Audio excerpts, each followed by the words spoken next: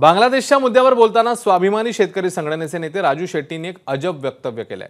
काल जन्माला आलेल्या बांगलादेशकडे काहीतरी शिका, त्यांनी पंतप्रधानांना पळवून लावलं, आपण असं का करू शकत नाही असं राजू शेट्टी म्हणाले।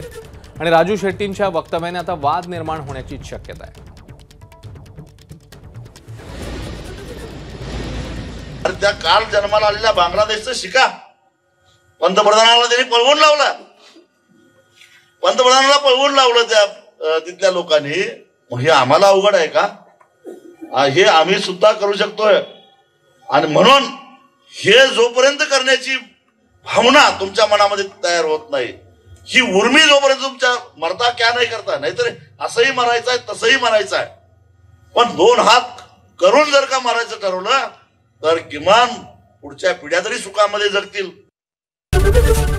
एबीपी माझा, उघडा डोळे बघा नीट।